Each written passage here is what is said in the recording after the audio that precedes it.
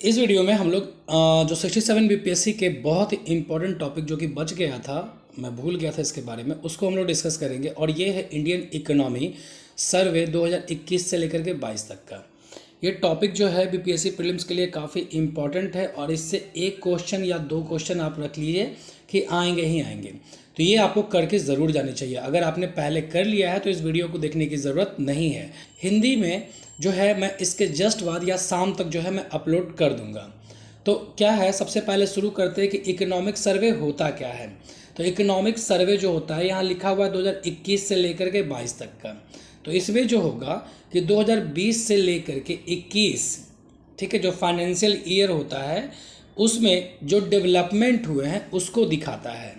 ठीक है, ये पिछले 12 महीने के यानी पिछले साल के जो इकोनॉमिक डेवलपमेंट होता है कंट्री के भीतर में उसको दिखाता है इकोनॉमिक सर्वे। और ये आता है जनवरी में, बजट के जस्ट पहले। तो इसमें दिसंबर तक के अपडेट्स रहते हैं। जैसे ये जो है 2021-22 तक का है, तो दिसंबर 2021 तक के इसमें अपडेट रहेंगे। दिसंबर 2021 तक इंडियन इकोनॉमिक कैसे परफॉर्म किया, क्या क्या टारगेटेड्स हैं, वो सभी इस इकोनॉमिक सर्वे के समरी में आपको मिल जाते हैं। तो चलिए शुरू करते हैं इकोनॉमिक सर्वे को।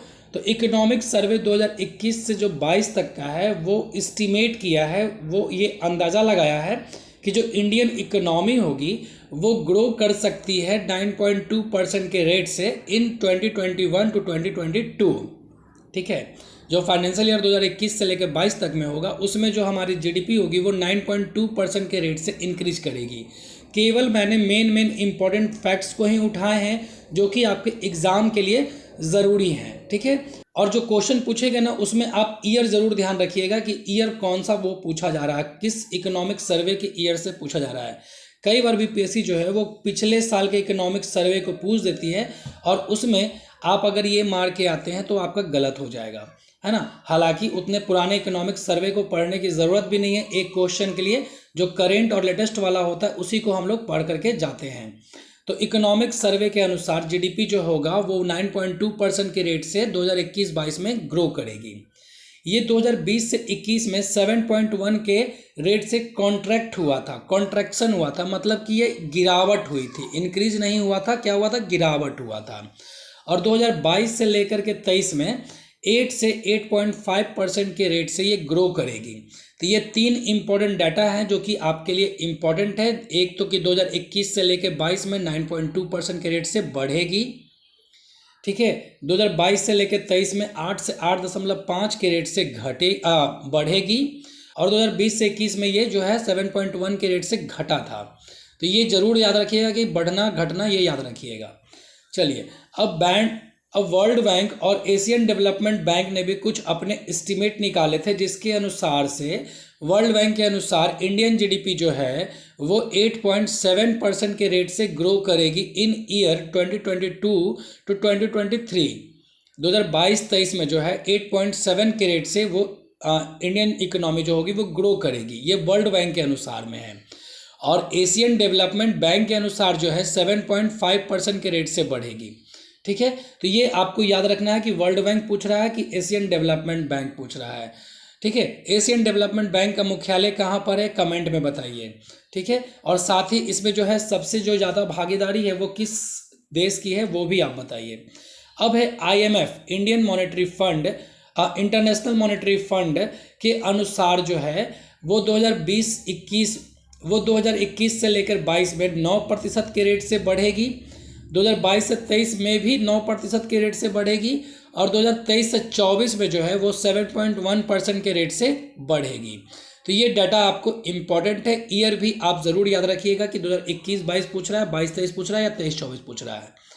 और इस तरह से जो इंक्रीज करेगी, जो IMF ने ये अंदाज़ा लगाया है उसके अनुसार अगर इस रेट पे इंडियन इकोनॉमी जो है चलती है तो ये इंडिया को जो है ना वो fastest growing major economy in the world for all 3 years, ये अगले 3 सालों में जो है ये बना देगा। अगर इंडियन इकोनॉमी इस रेट से ग्रो करती है तो फास्टेस्ट ग्रोइंग मेजर इकोनॉमी बना देगा इंडिया को। ठीक है, उसके बाद आते हैं सेक्टोरल कि किस किस सेक्टर में कैसा कैसा ग्रोथ रेट रहेगा। तो इंडियन इकोनॉमिक सर्वे के अनुसार एग्रीकल्चर एंड एलाइड सेक्टर जो होंगे वो 3.9% की रेट से इंक्रीज करेंगे, ग्रो करेंगे। इंडस्ट्री जो होगी वो 11.8% के रेट से ग्रो करेगी और जो सर्विस सेक्टर होगी वो 8.2% रेट से ग्रो करेगी। ये 2021 से लेकर के 22 के बीच में होगा। ठीक है, 2021 से 22 में एग्रीकल्चर 3.9%, इंडस्ट्री 11.8% और सर्विस सेक्टर 8.2% के रेट से ग्रो करेगी।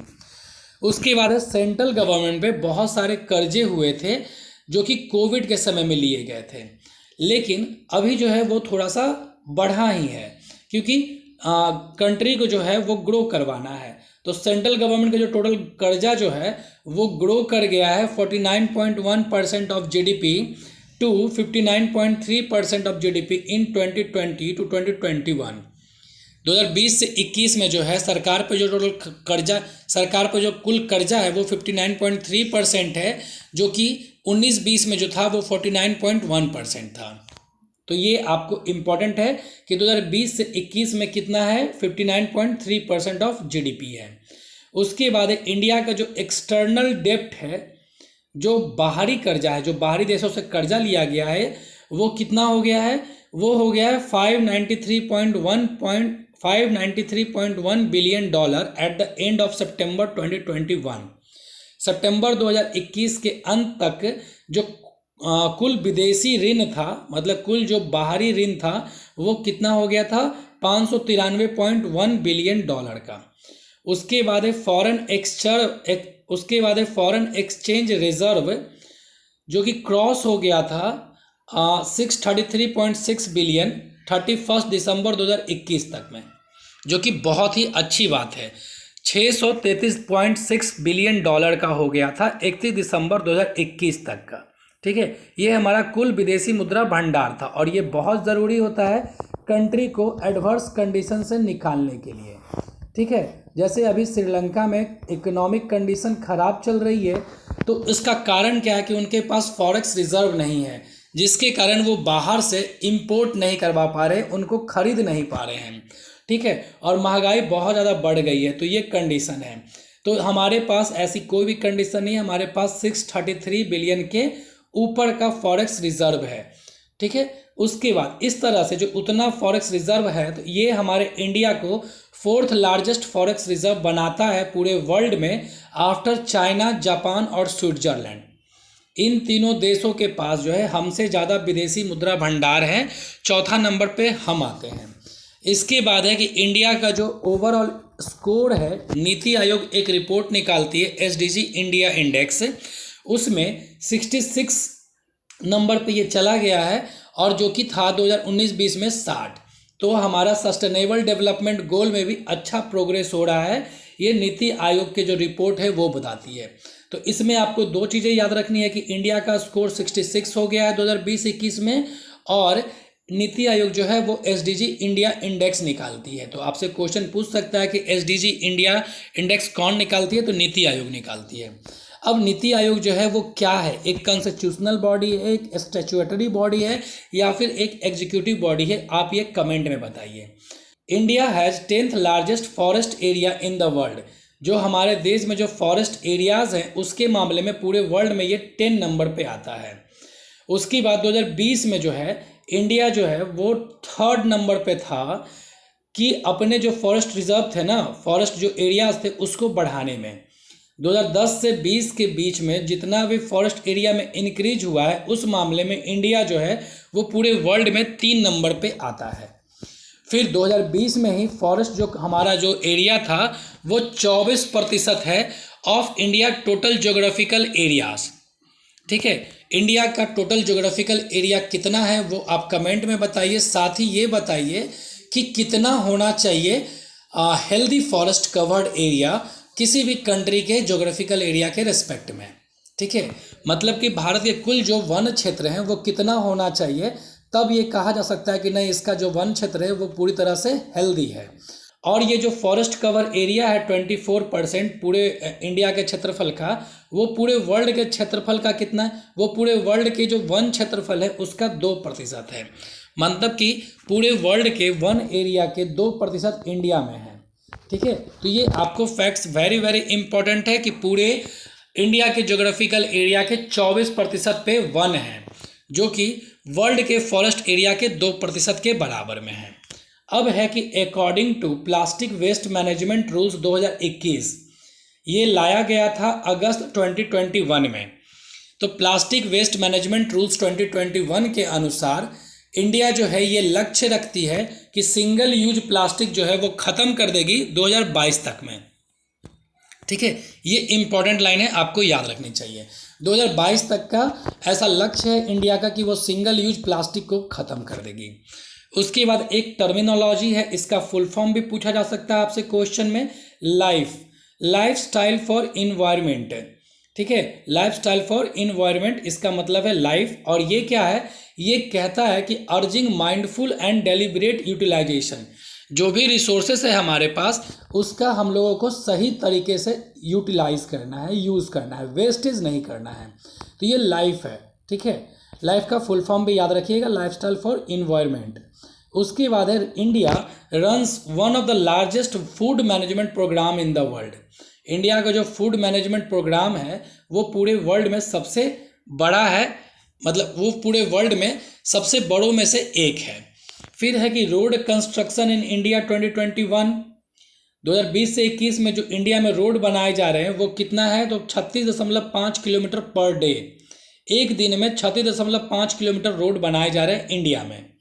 फिर है उसके बाद कि 2021 से लेकर के 22 के फर्स्ट हाफ में जो हमारा सर्विस सेक्टर है वो रिसीव्ड किया था 16.7 बिलियन FDI, प्रत्यक्ष विदेशी निवेश जो है, यानी फॉरेन डायरेक्ट इन्वेस्टमेंट जो है वो सर्विस सेक्टर में हमारा आया था 16.7 बिलियन डॉलर का फर्स्ट हाफ में, जो कि 54% of total FDI flow in India था। तो सबसे ज़्यादा FDI फ्लो हमारा किस सेक्टर में आता है, सर्विस सेक्टर में। बिहार के केस में भी यही था, बिहार में भी सेवा क्षेत्र में सबसे ज़्यादा प्रत्यक्ष विदेशी निवेश आते हैं, तो ये आपको याद रखना है। अब है कि इंडिया जो है वो third largest startup ecosystem in the world बन गया है आफ्टर USA एंड चाइना। तीसरा सबसे बड़ा स्टार्टअप इकोसिस्टम बन गया है। नंबर ऑफ जो न्यू रिकॉग्नाइज स्टार्टअप हैं वो 14,000 से ऊपर पहुंच गए हैं 2021 से 22 में। ठीक है, जो टोटल स्टार्टअप की नंबर हैं वो 2021-22 में 14,000 से ऊपर बन गए हैं, और 44 इंडियन स्टार्टअप जो हैं वो यूनिकॉर्न स्टेटस अचीव कर लिए हैं 2021 में। और इस तरह से जो टोटल यूनिकॉर्न हो गए हमारे इंडिया में वो 83 हो गए। ये फैक्ट्स वेरी वेरी इंपॉर्टेंट है। यूनिकॉर्न स्टार्टअप जो हो गए हैं वो 83 हो गए हैं हमारे इंडिया में, और 44 2021 में ही जुड़े हैं। यूनिकॉर्न का मतलब होता है कि जब कोई कंपनी का जो मार्केट वैल्यूएशन होता है वो $1 बिलियन के ऊपर चला जाता है तो वो यूनिकॉर्न बन जाता है। मतलब ये कंपनी जो है ये बहुत अच्छी कंपनी है, और इसका गिरना माने हमारे इकोनॉमी के लिए बहुत ही घातक साबित हो सकता है। फिर है कि नेशनल फैमिली हेल्थ सर्वे 5, ठीक है, इसके अनुसार जो टोटल फर्टिलिटी रेट है वो कम हो गई है, और ये हो गई है 2 इन 2019 टू 2021। टोटल फर्टिलिटी रेट जो है वो हमारी 2 के पास पहुंच गई है, जो कि 2015-16 में 2.2 थी। ठीक है, टोटल फर्टिलिटी रेट का मतलब होता है कि एक औरत अपने पूरे जीवन काल में कितने बच्चों को जन्म देती है, यही टोटल फर्टिलिटी रेट कहलाता है। तो ये इंडिया के केस में क्या हो गया कि 2 आ गया, जो कि स्टेबिलिटी रेट के पास पहुंच गया है। ठीक है, अगर 2 के पास पहुंच गई है तो हमारी जनसंख्या जो है वो स्थिर होने के कगार पे है। उसके बाद अंडर जल जीवन मिशन 83 डिस्ट्रिक्ट्स हैव बिकेम हर घर जल डिस्ट्रिक्ट्स। जल जीवन मिशन एक महत्वाकांक्षी योजना है भारत सरकार की, जिसके अनुसार 2024 तक हर एक घरों में safe and educated drinking water पहुंचाना है बाय टैप कनेक्शन। नल के द्वारा जल पहुंचाना है हर एक घरों में, ये ग्रामीण भारत में पहुंचाना है। तो जल जीवन मिशन का आप लक्ष्य याद रखिएगा कि 2024 तक ग्रामीण भारत के हर एक घरों में सेफ यानी सुरक्षित और पर्याप्त पीने योग्य पानी पहुंचाना है थ्रू टैप कनेक्शन, नल के द्वारा। ठीक है, और इस तरह से 83 डिस्ट्रिक्ट जो हैं वो हर घर जल डिस्ट्रिक्ट्स बन गए हैं, माने 83 डिस्ट्रिक्ट के हर एक घर में जो है वो नल से जल पहुंच गया है। अब इसी से मिलता जुलता हमारे बिहार सरकार की भी योजना है, उसका नाम थोड़ा कमेंट में लिख दीजिए, उसका नाम थोड़ा कमेंट में लिख दीजिए, आपका रिवीजन हो जाएगा। और वो 7 निश्चय पार्ट 1 में आती है, पार्ट 2 में आती है, ये भी आप ज़रूर लिखिएगा। अब है डिपार्टमेंट ऑफ इकोनॉमिक अफेयर्स, ये निकालती है जो इकोनॉमिक सर्वे ऑफ इंडिया है, इसको निकालने के लिए जो डिपार्टमेंट है वो है डिपार्टमेंट ऑफ इकोनॉमिक अफेयर्स, जो कि मिनिस्ट्री ऑफ फाइनेंस के अंतर्गत आती है। और ये बजट के जस्ट पहले आता है और ये रिव्यू करता है, जो इकोनॉमिक सर्वे ऑफ इंडिया है ये रिव्यू करता है developments in Indian economy over periods of 12 months. पिछले 12 महीनों में इंडिया इकोनॉमी कैसे परफॉर्म कर रही है उसका लेखा जोखा होता है इकोनॉमिक सर्वे ऑफ इंडिया में। ये जो है जनरली प्रिपेयर किया जाता है चीफ इकोनॉमिक एडवाइज़र के द्वारा, जो कि अभी हैं वी अनंता नागेश्वरम, ठीक है, नागेश्वरन। लेकिन इस बार क्या हुआ है कि ये प्रिपेयर किया गया है प्रिंसिपल इकोनॉमिक एडवाइज़र के द्वारा, जो कि हैं संजीव सान्याल, ठीक है। तो ये भी थोड़ा सा ऑड था, इसलिए आपको याद करके जाना चाहिए कि इस बार चीफ इकोनॉमिक एडवाइज़र ने ये प्रिपेयर नहीं किया, इस बार प्रिंसिपल इकोनॉमिक एडवाइज़र ने प्रिपेयर किया है, ठीक है, इकोनॉमिक सर्वे। इसके बाद जो फैक्ट्स हैं वो है कि एक्सपोर्ट जो होगा 2021-22 में वो 16.5% के रेट से इंक्रीज करेगा, ऐसा एस्टीमेट किया गया है। और जो इंपोर्ट होगा वो 29.4% के रेट से इंक्रीज करेगा। तो टोटल कंजम्पशन जो होगा वो 7% के रेट से इंक्रीज करेगा 2021 से 2022 तक। तो यही मेन पॉइंट्स थे इकोनॉमिक सर्वे ऑफ इंडिया की 2021 से 22 तक का, जो कि आपको एग्ज़ाम के लिए इम्पॉर्टेंट है। और इसकी PDF मैं जो हूँ डिस्क्रिप्शन में दे दूँगा, आप वहाँ से डाउनलोड करके इसको पढ़ सकते हैं। इंग्लिश मीडियम में था ये, मैं तुरंत ही हिंदी मीडियम में भी आपके लिए लेकर के आ जाऊंगा। तब तक आप रिवीजन करते रहिए। और मैंने पिछली वीडियो में आपको बताया था कि आपको कोई भी नया टॉपिक पढ़ने की ज़रूरत नहीं है, ठीक है। सोर्सेस को कम रखिए, ज़्यादा से ज़्यादा रिवीजन कीजिए, प्रीवियस ईयर क्वेश्चन पेपर को बनाइए और अपने आप पे कॉन्फिडेंस रखिए। यही सबसे इम्पॉर्टेंट चीज़ है BPSC प्रीलिम्स को क्लियर करने के लिए, ठीक है। तो धन्यवाद, फिलहाल इस वीडियो में इतना ही था।